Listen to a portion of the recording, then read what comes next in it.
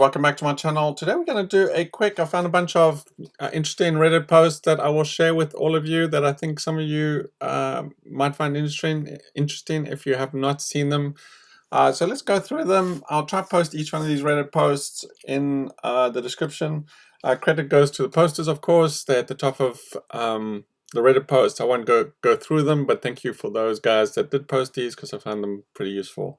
I'm sure the community does as well. So first post up here is spots. Of course, there's a ton of spots, but just to list a few that give you some ideas if you're not visiting these events. And for those that aren't playing yet, certainly do play. There's lots of rewards, and you have to actually play. There's one that I've just read this morning about a popcorn machine where you have to actually do the event for 5 days out of the 7, I guess, to get the popcorn machine. So make sure you do that and get candy and give out candy, right? So.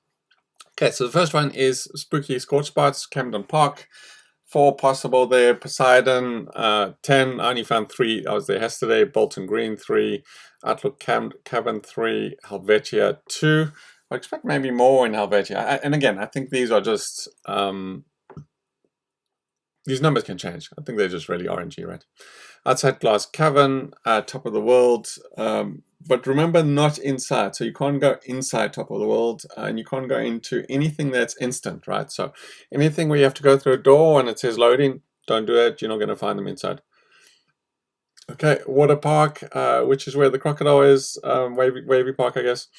Fort Defiance outside. Morgantown Airport are some of the places, right? So yeah, I would say none inside in Glass Cavern, of course. Morgantown again, airport, that event. So there's 3 events that I'll mention, but yeah, Morgantown's certainly one of them. We'll get into that, but there's 3 events that you should try and farm. Of course, if you have Fallout First, private worlds, you might get luckier with some of these events, and you don't have to compete with others, right?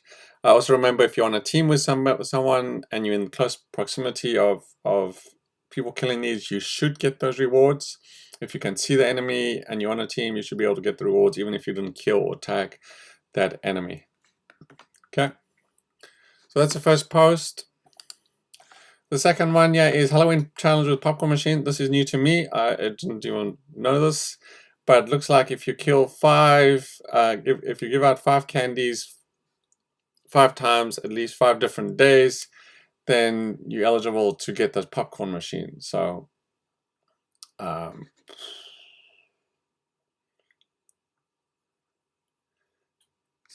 okay, so nothing. So yeah, so just kind of make sure you're doing the dailies and events if you can for 5 days, I guess is that one.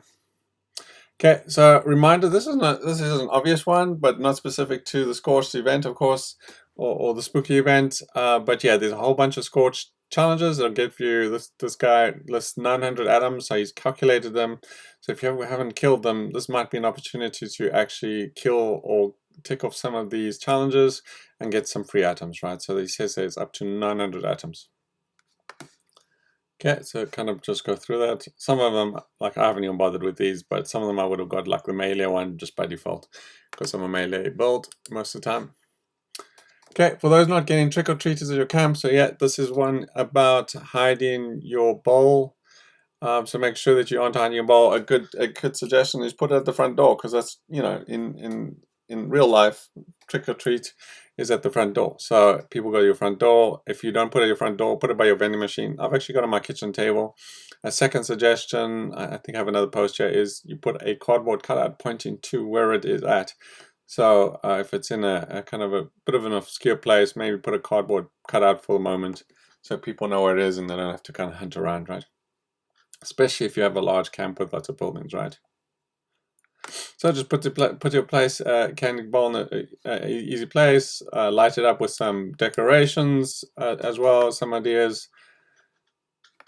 Just join local groups and then ask people to come take your candy and go help them take their candy as well. And don't stop taking candy, because people are waiting for people to visit their camp and you just don't know. Plus you can use that candy for your bowl as well. So try and visit people's camps even though you've done your 5 challenges a day, right? Or 5 candy pickings a day. Also, you got this countdown or cooldown period. If you have old characters, I think I might have another Reddit entry post about that. But if you change to your second character, you can go and grab a candy. If you change servers, the cooldown disappears, and if you switch camps as well, your cooldown disappears. So kind of keep that in mind. Those are things that I've read so far. Okay, there's nothing there, or I went to a different one. Okay, so this one was about the event, so collision course. One guy said he's got 100. He keeps server hopping and doing collision course, and he's already got 100. So this has been one that's been a good event for people. I saw about 2 or 3 at collision course, but I guess if you're doing a bunch, also I've been doing on private servers, so I don't have to compete with anyone.